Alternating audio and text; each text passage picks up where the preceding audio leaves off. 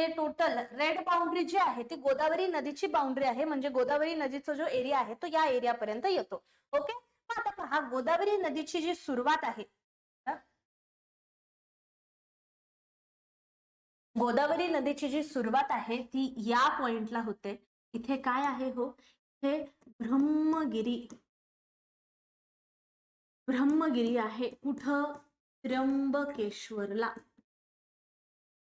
Okay, Brahmagiri कुठं आहे? इथं त्र्यंबकेश्वरला. इथून ही नदी अशी खाली वाहत चाललेली आहे, म्हणजे पश्चिम घाटच्या अपोजिट दिशेला ही वाहत आहे. हे इकडे पश्चिम घाट असणार, त्याच्या अपोजिट दिशेला ही पूर्वेकडे वाहत चाललेली आहे. आणि शेवटी ही गोदावरी नदी जाऊन कुठं मिळणार आहे? तर बंगालच्या उपसागरमध्येही मिळणार आहे. बरोबर, राईट. बघ आता पहा ही नदी ब्रह्मगिरीला सुरू झाल्या तिला नाशिक जिल्ह्यामध्येच, हा इथे नाशिक जिल्ह्याचा बॉर्डर आहे बाय. ओके, हे नाशिक जिल्ह्याचा बॉर्डर आहे.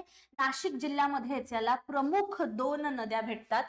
डाव्या बाजूने एक महत्वाची नदी भेटते ज्याचं नाव आहे कादवा नदी. पहा ही दिसते का? कादवा नदी, राईट. आणि उजव्या बाजूने एक महत्वाची नदी भेटते ती म्हणजे दारणा नदी. ही वर्ण कादवा नदी डाव्या बाजूला, उजव्या बाजूला कादवा नदी. आता इथे डाव्या आणि उजवं म्हणजे काय हो? म्हणजे आता समजा फॉर एक्झाम्पल एक नदी अशी जात आहे. ओके, तर नदीच्या प्रवाहाच्या उजव्या साईडने त्याला कुठली नदी भेटते?